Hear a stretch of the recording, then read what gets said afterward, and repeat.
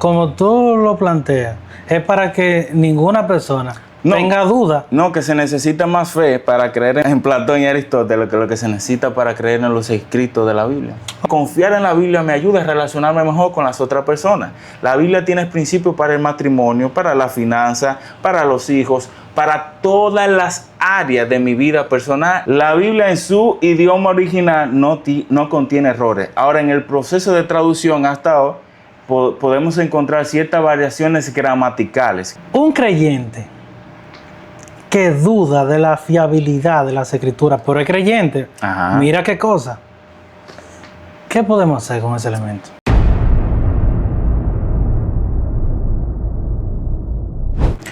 Hola amigos míos, bienvenidos al podcast. Este es un episodio más que nosotros preparamos con mucho amor para cada uno de ustedes ahí en sus casas.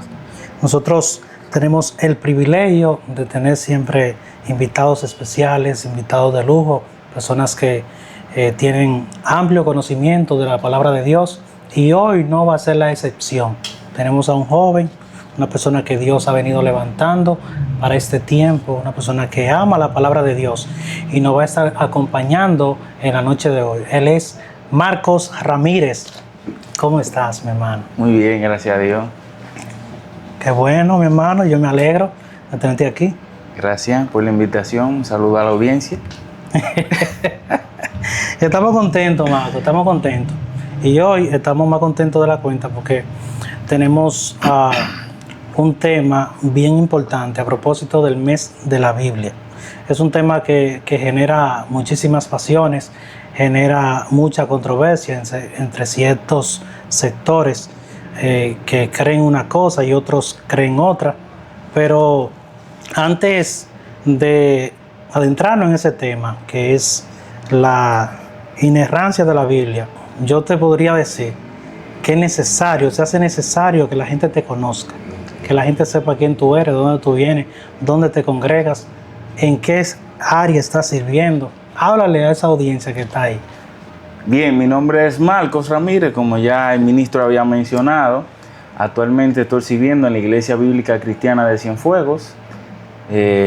También trabajo por una fundación cristiana llamada Proye Mañana, la cual se dedica a impartir talleres en los distintos centros penitenciarios del país, donde ayudamos a los internos a ser mejores hombres en todas las áreas, entiéndase, mejores padres, mejores esposos, una mejor persona. Entonces, básicamente, ahí estoy como facilitador impartiendo esos talleres, y eso es parte de lo que hacemos como vida ministerial. También contamos con un canal que se llama Biblia MR, al cual invitamos que se suscriban. Ahí van a encontrar diversos contenidos hablando de la palabra de Dios. Wow, no, suena muy importante, así como tú lo plasmas. Suena muy importante y me da mucho gusto escucharlo, no lo sabía, sobre el trabajo que ustedes están haciendo en las cárceles y eso. De verdad que de sumo gozo para mí escucharlo.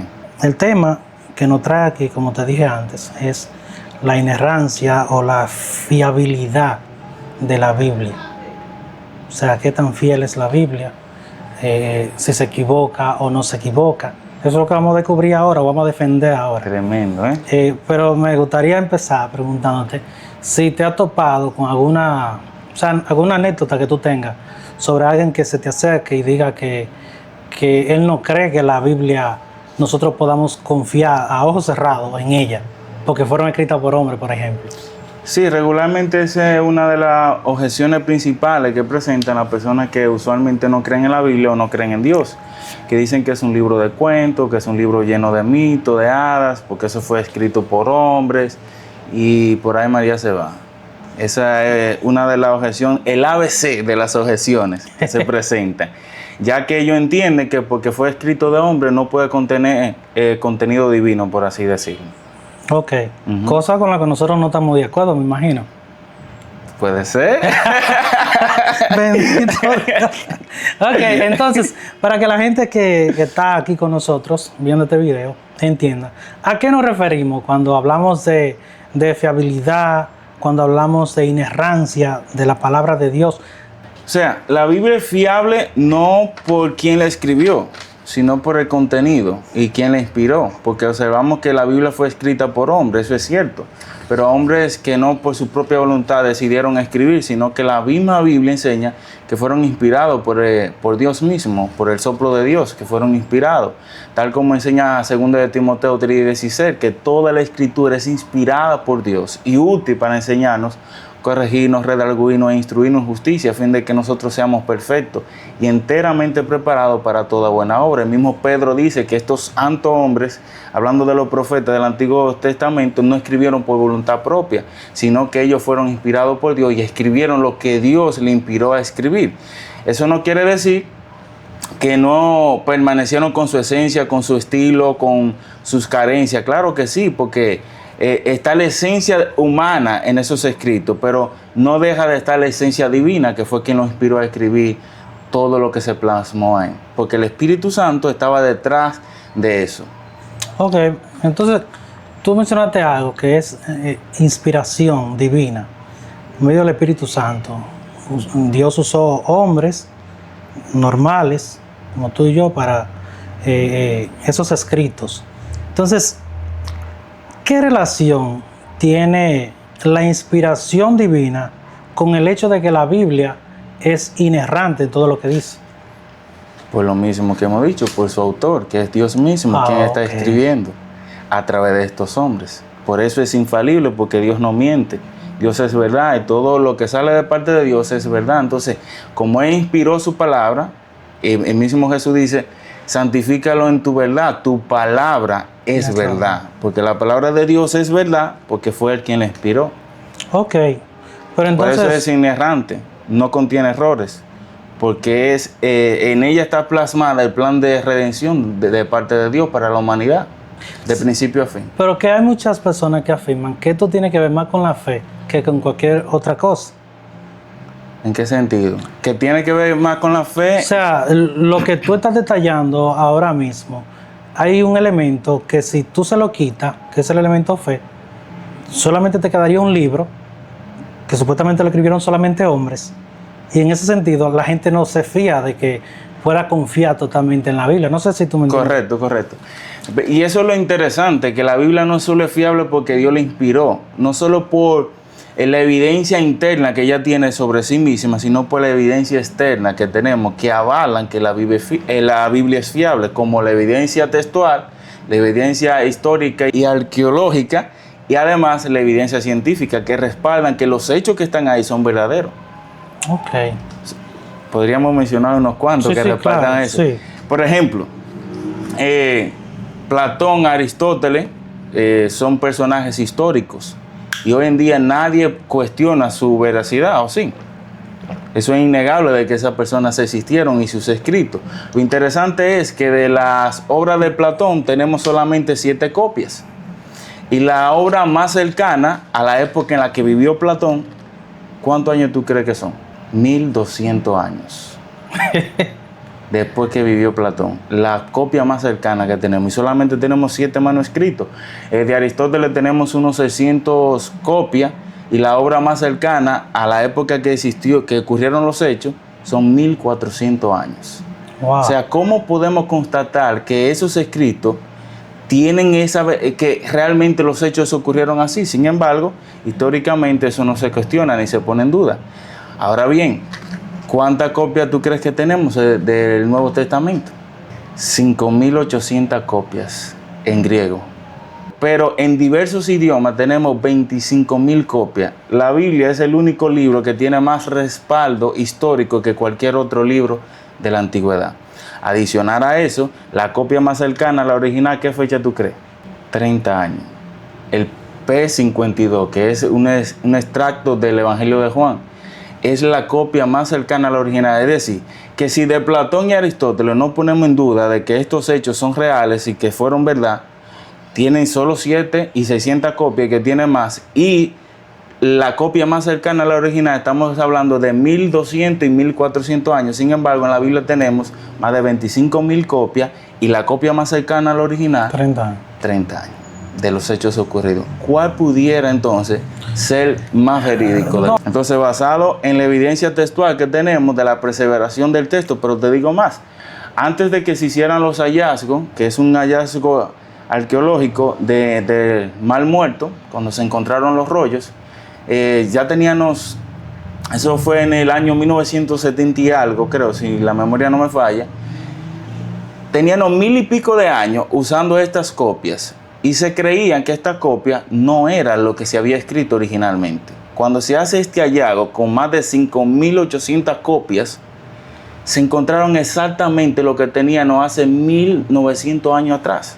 O sea, te está diciendo que esto que teníamos antes, que lo usábamos sin saber, se encuentran copias más antiguas y es exactamente lo que tenemos hoy. Entonces eso demuestra que lo que se ha transmitido hasta ahora ha sido lo mismo que se escribió, que no ha habido alteración en ese sentido. Y por tanto, ¿podemos confiar en ellos? Eso es una parte. También hay más evidencia. No, espérate. Tú le estás volando la cabeza a mucha gente. Son algunas de las evidencias que respaldan su veracidad, aparte del testimonio interno, testimonio externo que tenemos. Como ya mencioné, la perseveración del texto. Tenemos 25,000 copias porque ellos preservaron eso, aún poniendo su vida en riesgo. Si la Biblia no hubiese sido prohibida y no se hubiesen quemado decenas de copias, hubiesen tenido mucho más. Como tú lo planteas, es para que ninguna persona tenga duda. No, que se necesita más fe para creer en Platón y Aristóteles que lo que se necesita para creer en los escritos de la Biblia. Ok, pero ahora que tú hablas de los escritos de la Biblia, ¿sabes que andan unos libros por ahí, que son los libros apócrifos, ¿verdad? Que ya mucha gente lo conoce, especialmente la gente que está en la Iglesia Universal, que lidia con alguno de ellos. Muchas personas dicen que fueron decisiones de hombres el hecho de que se incluyeran algunos libros y otros quedaran fuera. O sea, mucha gente... Estás hablando del proceso del canon. Del proceso del canon. Vamos a dar un saltito ahí. ¿Por qué es importante eso? Porque mucha gente afirma, no, colocaron los libros que quisieron en el canon bíblico. Sí, el proceso del canon también observamos la mano de Dios en medio de todo eso. ¿Por qué? Por lo siguiente. El primer canon que se hace es el canon del Antiguo Testamento, que lo hicieron los judíos. Sí. En tiempo de Alejandro Magno, para la biblioteca de Alejandría. Tenían toda la literatura de la época y solamente le faltaba la literatura hebrea. Tenían toda la literatura en griego, le faltaba la literatura hebrea en griego, pero como los judíos eran tan celosos con sus escritos, porque lo consideran sagrado y porque lo son, se le había hecho difícil hacer una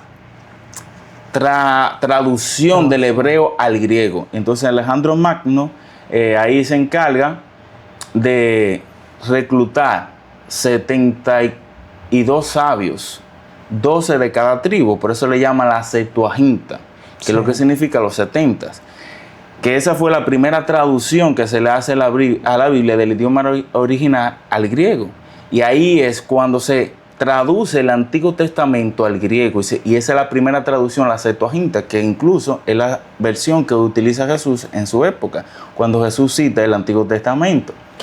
Adicional a eso, observamos que lo siguiente, que cuando ellos hacen esa traducción de su ley, de su Torá, habían ciertos libros históricos como la historia de los Macabeos y Tobías, Judí y esos libros, que eran libros históricos, como hoy en día quizá el monje vendió su Ferrari, que son libros de historia, como la historia de Juan Pablo Duarte Sánchez Mella, ¿verdad?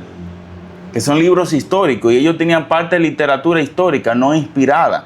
Y en la traducción también se hizo la traducción de estos libros al griego porque era parte de la historia que ellos tenían, porque precisamente los libros de Macabeo narran ciertas guerras que tuvieron que enfrentar los judíos. ¿Y qué ocurre? Cuando ellos hacen esta traducción pone como aparte como que no son libros inspirados sino libros históricos. Y eso estaba dentro de la Biblioteca Alejandría. Cuando la Iglesia Católica está haciendo la recopilación de los libros para formar el canon, se encuentra con la Septuaginta y también se encuentra con estos libros históricos que habían sido traducidos del hebreo al griego y lo agregan al canon, pero le ponen deuterocanónico, o sea, otro canon que no son canónicos. y lo agregan, pero posterior, años después, entonces lo ponen como parte del canon, pero al principio no eran canónicos esos libros. Son 6 libros de diferencia que tiene la Iglesia Católica, la Iglesia Evangélica o Protestante, y fue por eso. En un principio se pusieron como libros históricos que eran deuterocanónicos, que no se consideraban parte del canon, pero estaban ahí. ¿Pero esa decisión la tomaron hombres o fueron hombres inspirados por Dios? No fueron querubines. No. O sea, yo me refiero si fueron inspirados o no fueron inspirados esas personas para tomar ese tipo de decisión. Porque eso es lo que la gente cuestiona. Ok, yo entiendo que sí, que la inspiración para recopilar, porque algo interesante, se dice que la Iglesia Católica fue que oficializó estos libros, pero en cierto modo no fue la Iglesia Católica, me explico.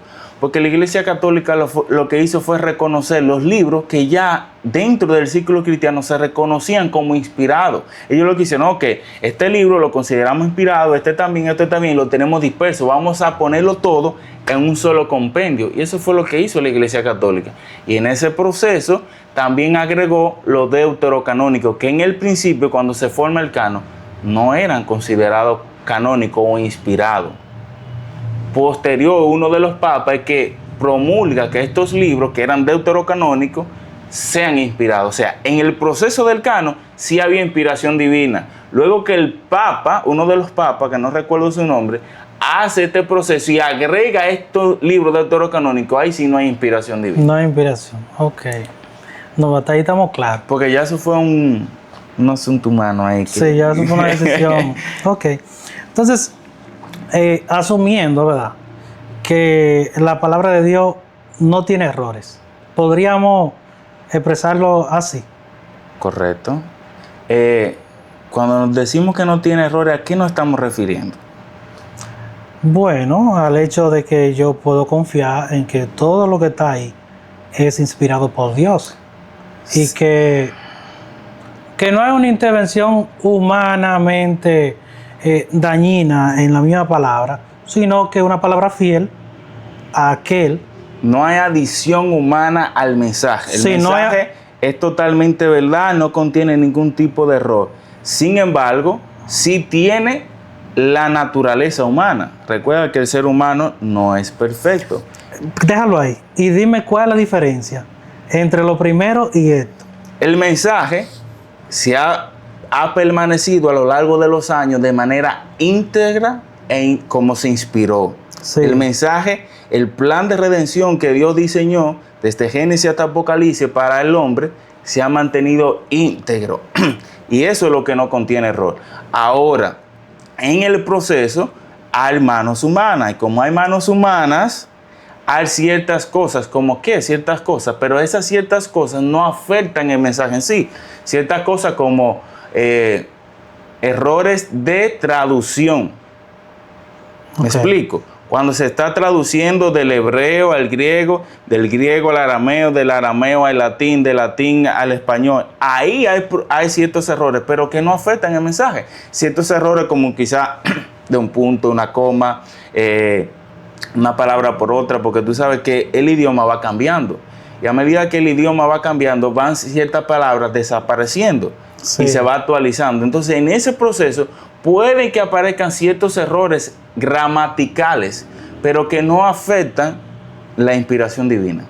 Entonces, ni el mensaje en sí. Pero es posible que podamos encontrar en la Biblia errores de esa naturaleza que tú mencionas. Gramaticales. Por ejemplo, hay versos como Romanos capítulo 8, que uno de los copistas pone el verso 4, que es el verso 8, sino el verso 2, que es el verso 4, lo ponen en el verso 2. Esos tipos de errores pueden aparecer. Okay. Porque es un error de traducción, no del mensaje, de la inspiración del mensaje. O sea, el mensaje está intacto. El mensaje está intacto. Errores de traducción sí van a aparecer. ¿Y se pueden justificar esos errores? Claro, porque son manos humanas. Ok. Valga la redundancia. No, o sea, yo digo en el sentido de que yo pueda decir con mucha propiedad, por ejemplo, yo creo en el mensaje que es íntegro. Tú puedes creer en el mensaje que es íntegro porque en los originales no hay error. Donde encontramos los errores son en las traducciones. Las traducciones. El tema está que hoy en día no tenemos los originales. Solo tenemos copias cercanas a los originales, la más cercana, 30 años. Pero hemos comprobado con el tiempo que el mensaje se ha mantenido intacto. Ok. La Biblia, su mensaje tiene un 99% libre de errores gramaticales. Solo un 1 o un 5% de errores gramaticales que no afectan el mensaje. ¿Se entiende? Hay un asunto con algunas Biblias, incluyendo... El original no tiene errores, las traducciones sí. Está bien, pero mira, hay algunas Biblias que son muy fuertes con relación a lo que nosotros conocemos, la Reina Valera 1960 y demás. Pero, es por ejemplo, una de las más fieles al texto original. hay una Biblia textual, También. ahí que anda, la cuarta edición de la Biblia textual, que es muy fuerte, que incluso hay pasajes que no aparecen ahí. Sí, por una razón, porque la Biblia textual se basa en la alta crítica del texto. Entonces, se basan en los manuscritos más recientes que tenemos. Y hay textos, versos, que no aparecen en los manuscritos más antiguos que tenemos. Por ejemplo, Primera de Juan, capítulo 4:7, no aparece ese verso. Entonces, cuando hacen estas actualizaciones de estas traducciones, lo omiten. Algunos lo que lo ponen en pie de página, este texto no aparece en los manuscritos más antiguos. Pero es eso. Repito, la Biblia en su idioma original no contiene errores. Ahora, en el proceso de traducción hasta ahora, podemos encontrar ciertas variaciones gramaticales que en síntesis no afectan el mensaje. Ok, entonces, si alguien, por ejemplo, está leyendo la Biblia o se encuentra con un pasaje y lo contrasta con otro pasaje y se da cuenta como que se enfrentan ambos pasajes, o tú sabes, que sugiere una contradicción, Sí. y vienen a ti, ¿cómo tú podrías, como creyente y defensor de la verdad, darle luz a esa persona? ¿Cuál es la actitud del creyente en ese caso? Mira, hay pasajes que dan esa apariencia de contradicción, Sí. pero la Biblia no se contradice. ¿Por qué no se contradice? Porque le escribió un solo autor, el Espíritu Santo. Entonces yo no puedo decir una cosa y yo autocontradecirme. Pero el lector, el simple lector, puede estar leyendo un texto con poca iluminación y entender que se está contradiciendo. Por ejemplo, Pablo dice que la salvación es por fe. Y luego vamos al libro de Santiago, que la fe sin obra es muerta. Entonces, ¿la salvación es por fe o es por obra? ¿Santiago está contradiciendo a Pablo? Si yo entiendo que Santiago está contradiciendo a Pablo, entonces estoy diciendo que la Biblia se contradice. O Santiago está hablando de otra cosa distinta a la de Pablo. Porque dice que somos justificados por nuestras obras, pero Pablo dice que somos justificados por la fe. Entonces, ¿hay una contradicción ahí o están hablando de cosas diferentes? Yo creo que deberían estar hablando de cosas diferentes. Pablo está hablando de la salvación, cómo somos justificados ante Dios, y Santiago está hablando de cómo somos justificados delante de los hombres. Somos justificados ante Dios por medio de la fe, pero mediante los hombres somos justificados por nuestras obras, porque tú no puedes ver mi fe. La única forma de tú ver mi fe es por medio de mis obras. Por eso Santiago dice, muéstrame tu fe, yo te mostraré mi fe a través de mis obras. Claro. Porque no están hablando de lo mismo. Uno está hablando de la justificación ante Dios y otro está hablando de la justificación ante el hombre. Entonces, yo lo leo, no, pero mira, la Biblia se contradice. Sí. Otro pasaje que parece ser contradictorio es que en Crónica dice una parte que Satanás incitó a David a censar el pueblo. Y en Reyes dice que Dios incitó a David a censar el pueblo. Ven acá, ¿quién fue que incitó a David? No se pone complicado ahí. A censar el pueblo, Dios o Satanás. No, y después hubo consecuencias por eso. Entonces, nada, no se está contradiciendo tampoco, porque Dios utilizó a Satanás para tentar, no diríamos tentar, sino que Dios permitió que Satanás incitara a David, igual que lo permitió que tentara a Job. Sí. Es lo que está diciendo el texto. Pero entonces, en esa misma línea de pensamiento, nosotros vemos que en una parte de la Biblia, como si Dios se arrepintiera.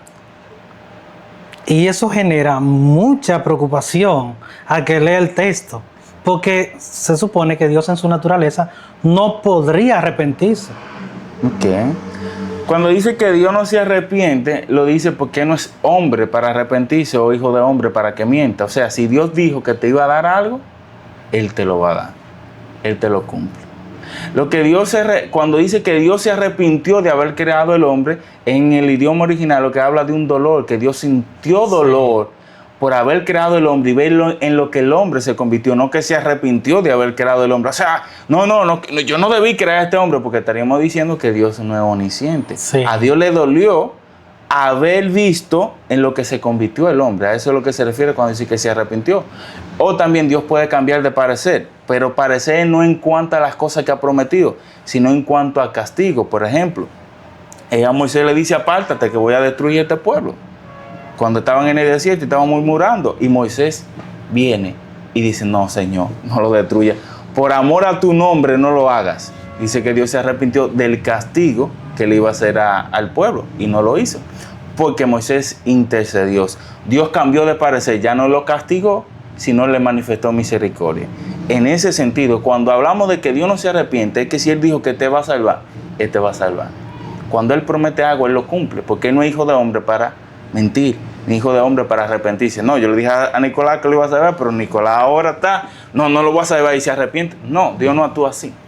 Cuando habla del arrepentimiento, en la mayoría de los casos es un dolor que Dios siente por ver en lo que la humanidad se ha convertido, que ahí lo vemos en Génesis capítulo 6, que es la primera vez que aparece esa parte donde se arrepiente. Luego en Éxodo, cuando iba a castigar al pueblo y no lo hizo. También observamos en el libro de Jonás, que le dice: voy a destruir a Nínive, predícale, pero si ellos se arrepienten, Dios también se iba a arrepentir del castigo que le iba a hacer. O sea, iba a cambiar de parecer. Eso es todo.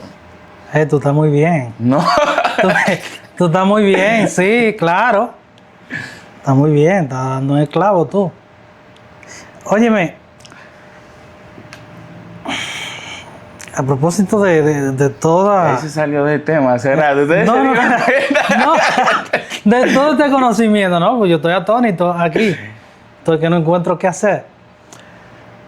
Dentro de las iglesias, wow, no quería meterme para este tema porque esto es otro capítulo, pero te voy a aprovechar.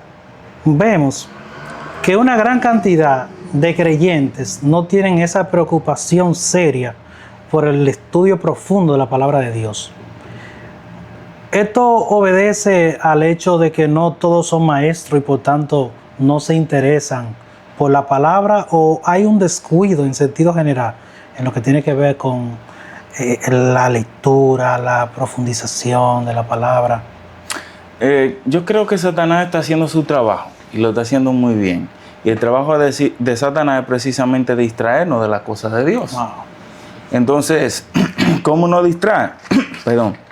Entreteniéndonos con TikTok, con Facebook, la casa de Alofoque. ¿Con quién? ¿Con quién?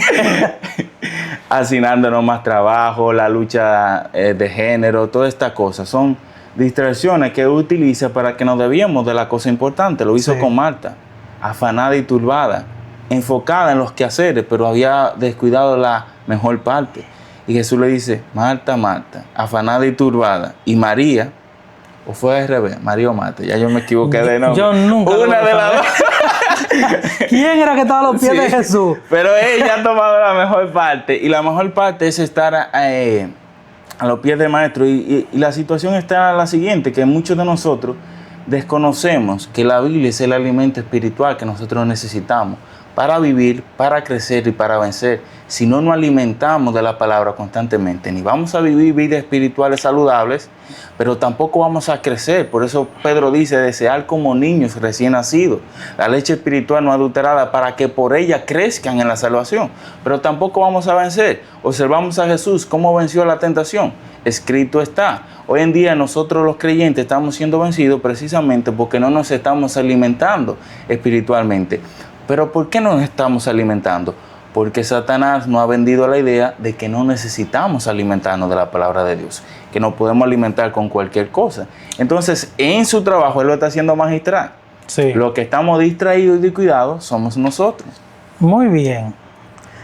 No te salgas de ahí. Mira qué es lo que pasa. Tú sabes que el creyente, por lo regular, hace su devocional, lee la palabra, escucha las alabanzas y se mantiene en ese estilo de vida, sirviendo en la iglesia. Pero tú sabes que hay aguas profundas hay cosas que tú tienes que ponerte a estudiarla con mucho carácter, con mucha determinación, para tú saber exactamente lo que Dios te quiere decir. Y yo creo que esto es un trabajo más profundo. Entonces, vemos, como bien tú mencionas, que no todo el mundo tiene como esa capacidad, esa facilidad. Quizá no tiene los recursos. Porque tú sabes que también hay que tener recursos, porque tú leyendo la Biblia, quizá tú no encuentres, el Espíritu Santo podría iluminarte en un pasaje o en otro. Pero hay recursos que hoy en día se utilizan para uno llegar como al fondo, como a ese original y traer la palabra de allá, sacarle el jugo al texto. Entonces, vemos muchísima gente que no le interesa precisamente esto que yo te estoy mencionando. Son gente que hacen sus devocionales, son gente que están bien en la iglesia sirviendo, pero entonces como que no está ese interés por escuchar las profundidades, la naturaleza de Dios, sus atributos, todo eso. Desconocen eso. Sí, apatía espiritual se llama eso. ¿Cómo así? Explica eso. Así mismo, insisto, a medida que nosotros nos estamos entreteniendo con las cosas del mundo, escuchando y viendo solo lo que alimenta nuestra carne, nuestro espíritu se va debilitando. Y a medida que nuestro espíritu se va debilitando, vamos cada vez más deseando menos la cosa de Dios y deseando más las cosas del mundo. Por eso Pablo dice que despojándonos del viejo hombre con los hechos, de sus hábitos, de todas esas cosas. La situación está que nosotros no nos queremos despojar de esas cosas. Wow. Queremos estar acariciando y navegando en esas aguas. Entonces hasta que no nos despojemos, por eso Jesús dijo, conocerá la verdad y la verdad los hará libre. La situación está que muchos de nosotros no queremos conocer esa verdad porque estamos muy contentos siendo esclavos. Por eso Pablo insiste, ya ustedes han sido libres, no tienen que vivir por esclavos. Romanos capítulo 6, ¿no saben que ya Cristo los libertó? Que una vez que hemos sido libres no hay por qué seguir viviendo en el pecado, porque habían creyentes que a pesar de haber sido libertados por Cristo, seguían viviendo como esclavos. Primera de Corintios, hay creyentes inmaduros, carnales, que no quieren crecer, que no les interesa la cosa de Dios. Y hoy en día tenemos eso dentro de la iglesia. Sí. Bendito Dios. Hoy tenemos eso por lo mismo. Porque además de eso, también nuestros ministros, los que están encargados del cuidado espiritual, tampoco se están capacitando, preparando, no están alimentando a las ovejas. También están entretenidos y distraídos. Y las ovejas, lamentablemente, están como ovejas sin pastor. Wow. A lo que quiere el lobo. Dios mío. Ok. Te hago una última pregunta y volvemos para el tema. Rato, no salimos del te hago una última pregunta y volvemos para el tema. No me metas en medio. No, porque yo creo que es muy interesante porque tiene que ver con las cosas que estamos viviendo. Yo tengo un tiempo cuestionando el hecho de que hay muchas iglesias que mantienen al creyente como dando vueltas en el desierto, así brincando, con culto todos los días, con muchas actividades. Y de gasto espiritual se llama eso.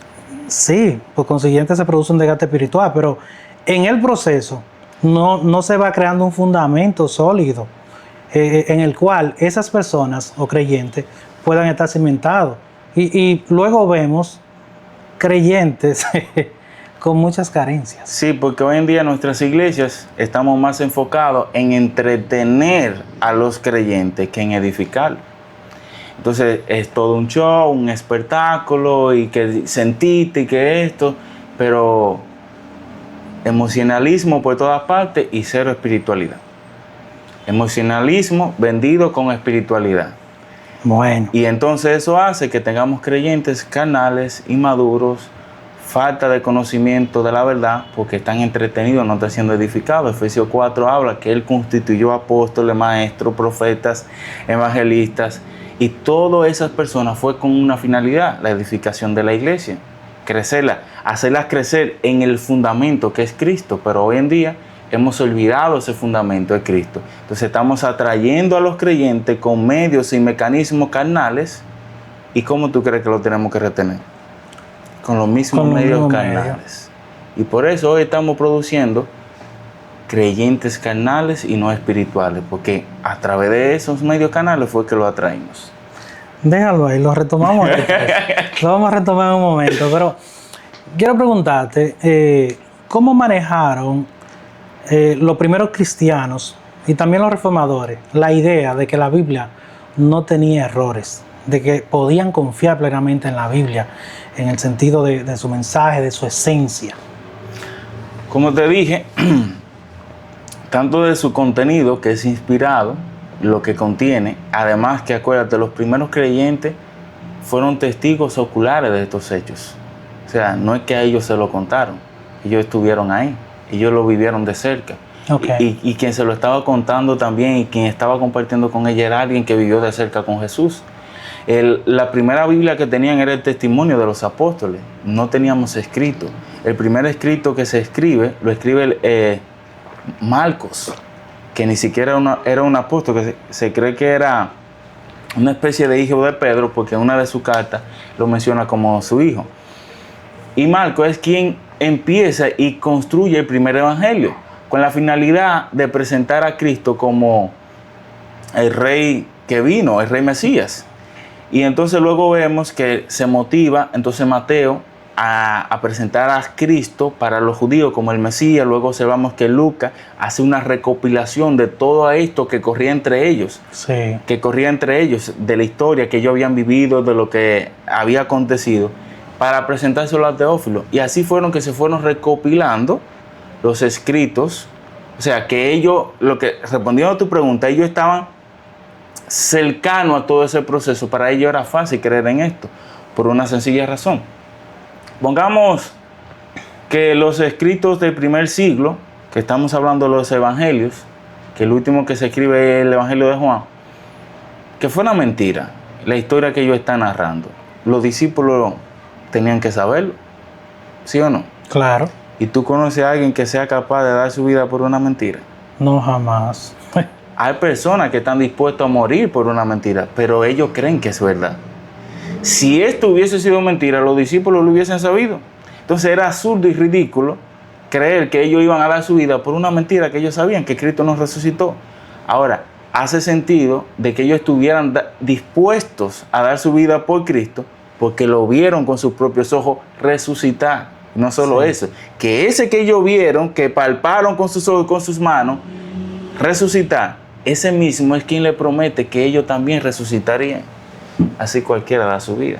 Sí. Entonces el testimonio de los apóstoles, estando dispuestos a dar su vida por ellos, le da fiabilidad a estos hechos, le da credibilidad, y eso hace que los creyentes del primer siglo abrazaran este mensaje completamente.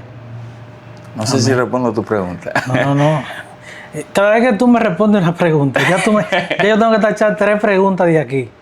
Pero voy a hacer la próxima. Esta sí es buena. Ok. Un creyente que duda de la fiabilidad de las escrituras, pero es creyente, Ajá. Mira qué cosa. ¿Qué podemos hacer con ese elemento? Sería bueno que conozcan, como ya hemos mencionado, algunas evidencias, no solo internas, que la Biblia muestra que es la palabra de Dios, sino externa, como hemos mencionado. Ejemplo, ya hablamos de la evidencia textual, que es abrumadora, pero también tenemos las evidencias arqueológicas. La Biblia tiene años mencionando con nombres, ciudades, reyes y todo de manera específica y muy puntual. Y vienen los arqueólogos 900, 1900 años después y hacen estos hallazgos tal cual como la Biblia lo mencionaba. Por ejemplo, se creía que lo de la casa de David era un mito y se hizo un hallazgo en 1900 y algo que se encontró una piedra, ni siquiera hebrea, de un pueblo contrario a Israel, que tenía la inscripción de que ellos habían derrotado al rey de Israel y la casa de David. Entonces esto muestra que lo que nos está narrando la Biblia no es un mito, que es verdadero, porque incluso su propio enemigo dejaron evidencia de que estos personajes existieron. Hace poco se encontraron restos en el Mar Muerto de carruajes, mostrándonos que el hecho de que cuando el Mar Rojo se abrió y se tragó a los egipcios fue verídico. Hace poco que se encontraron esas cosas.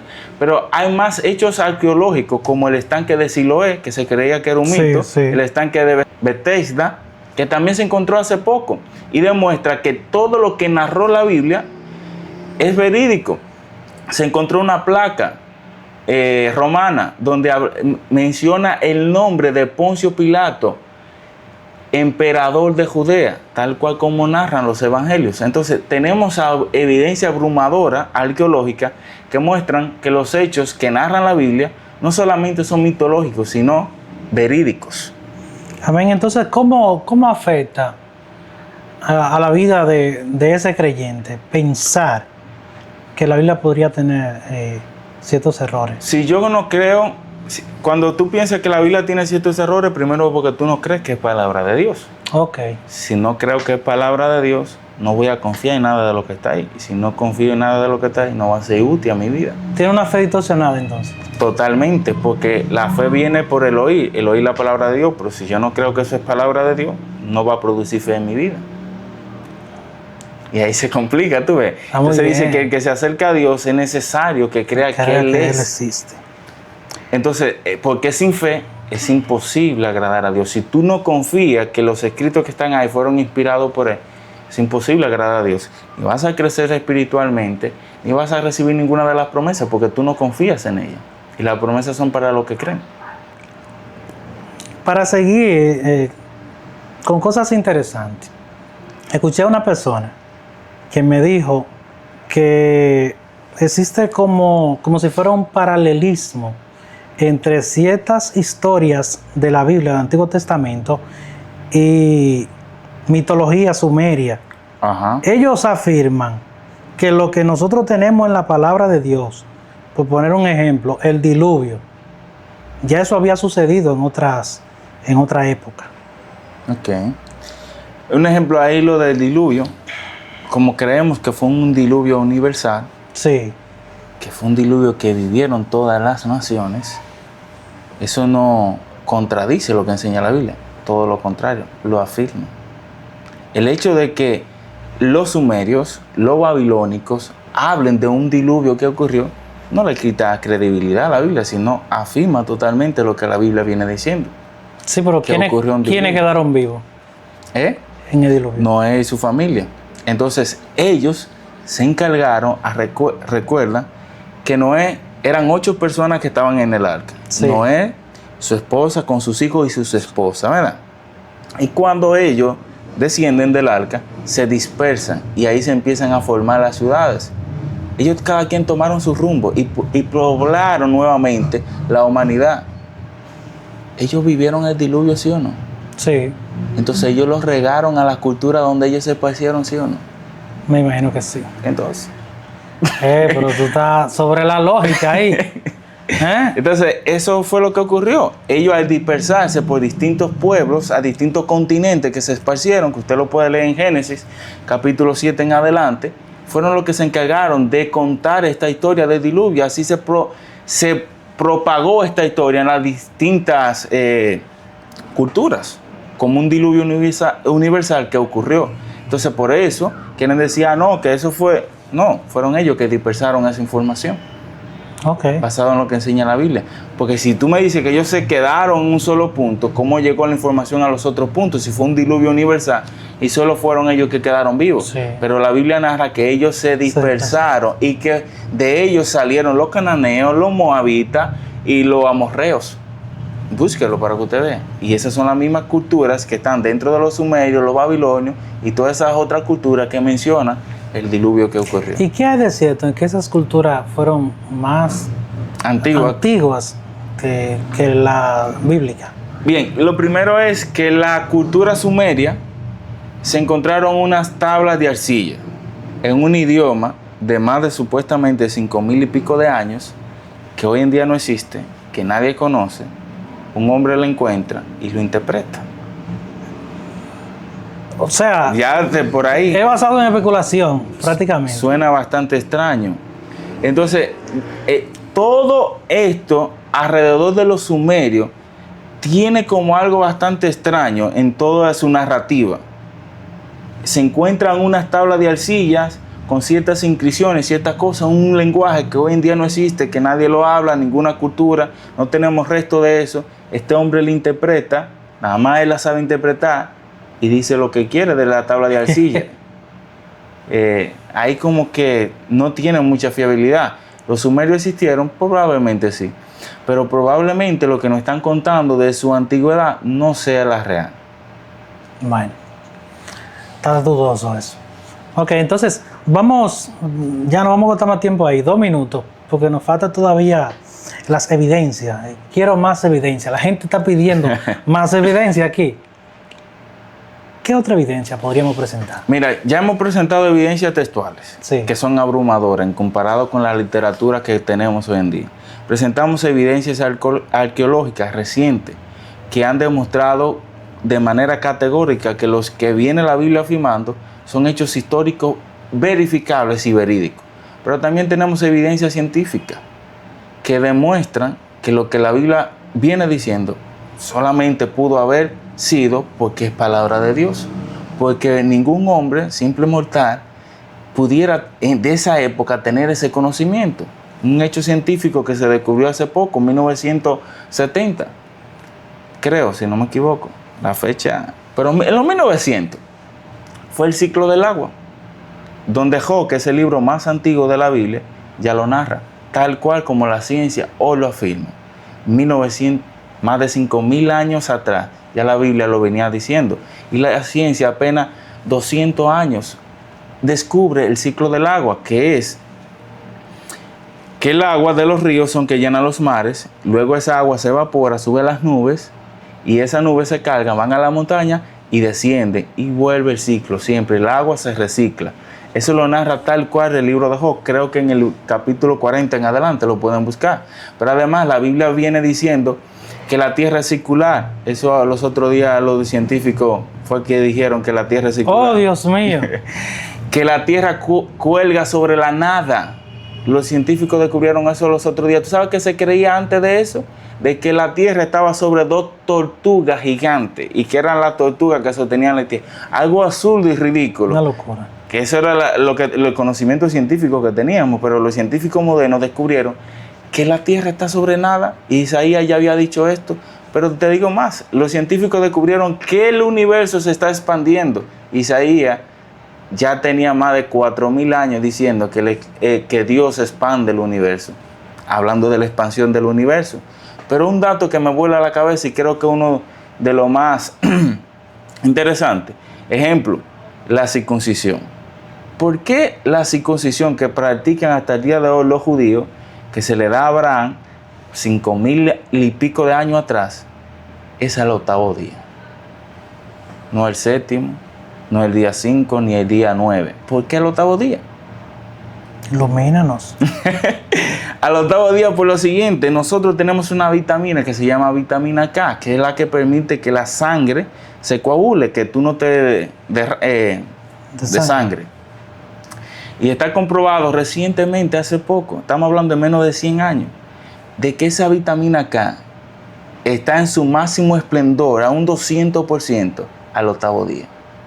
Y esta gente practicaba esta circuncisión, donde los niños corren el riesgo de una hemorragia, porque todavía no tienen su sistema bien formado y cualquier herida puede desangrarlo completamente. Entonces, el proceso de la circuncisión, hacerlo un día antes o un día después, era correr el riesgo que el niño muriera.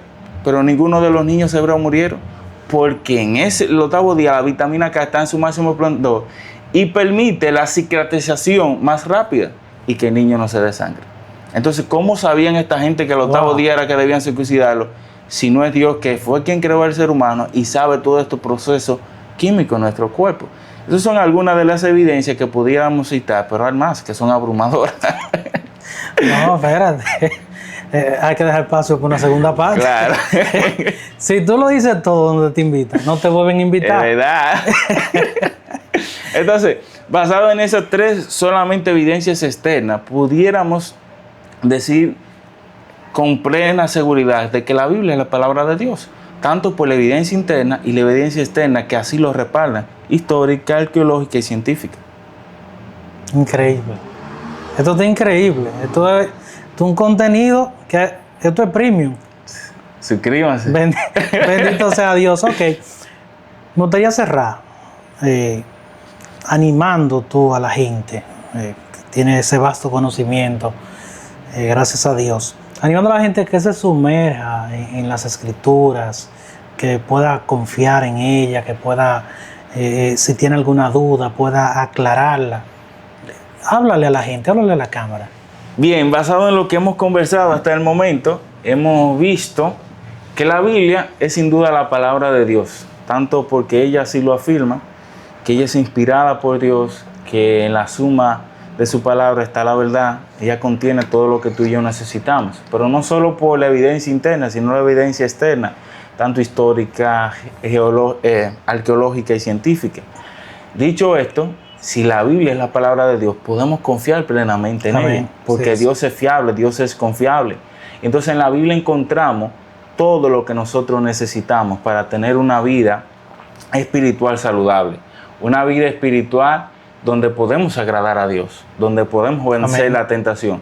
Pero no solamente para la vida espiritual, sino para nuestra vida personal, porque en ella encontramos sabiduría, principios que nos ayudan a tener una mejor convivencia con los demás.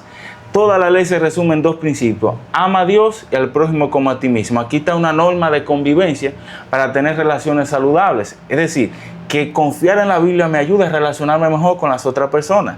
La Biblia tiene principios para el matrimonio, para la finanza, para los hijos, para todas las áreas de mi vida personal y espiritual. Y yo confiar en ella puede hacerme más sabio, puede ayudarme a desarrollar matrimonio más saludable, relaciones con los otros más saludables, a ser más eficiente, productivo en el trabajo, en mi vida personal, pero también a ser prosperado, no solamente espiritual, sino también físicamente, porque la Biblia cuenta con todos estos recursos que son útiles, tal como enseña Timoteo, que ella es útil para enseñarnos, corregirnos, redarguirnos e instruirnos en justicia, a fin de que tú y yo seamos perfectos. Y cuando habla de perfecto, está hablando de madurez. Podemos llegar a alcanzar cierta madurez con el simple hecho de leer la Biblia, de confiar que lo que está ahí es la palabra de Dios, y vamos a estar listos para toda buena obra. O sea, que yo confiar en la Biblia no solo me salva, porque me permite adueñarme, apropiarme de esas promesas que están ahí. ¿Y cuál es la promesa más hermosa que tiene la Biblia?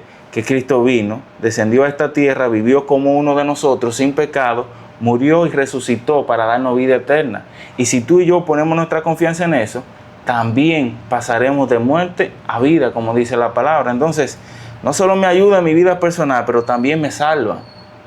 Salva mi alma, que es lo más importante, porque ella misma dice que de qué le vale al hombre ganar todo el mundo si su alma se perdiera. Entonces, leyendo la Biblia, confiando en ella, puedo salvar mi alma y también mejorar mi vida personal y espiritual. Por ende, te invito a confiar en ella y a creer que ella es la palabra de Dios, porque así lo muestran las evidencias interna y externa. Amén, bendito Dios. Señores, ya ustedes lo saben, ya lo escucharon. Debemos de confiar plenamente en la Biblia y tenemos razones para hacerlo. Claro.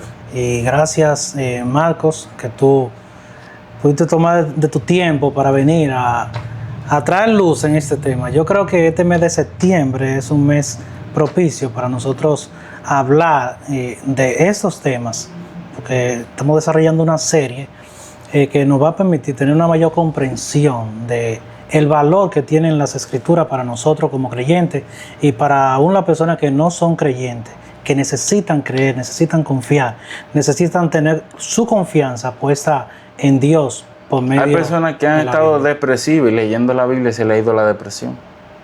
Interesante. Hay personas que han estado desanimados, leen un verso y se animan. O sea, la Biblia es vasta para todo lo que nosotros necesitamos en todas las áreas. Entonces, es necesario que nos apropiemos de ese libro, porque es el manual que nosotros necesitamos para vivir saludables, crecer y poder vencer. Amén, mi hermano, ya lo saben. Muchísimas gracias. Señores, suscríbanse, den like, compartan, comenten y estén activos, porque vienen videos muy específicos sobre temas de la Biblia. Así que ya lo saben. Dios les bendiga, Dios les guarde y nos vemos en un próximo video. Hasta la próxima.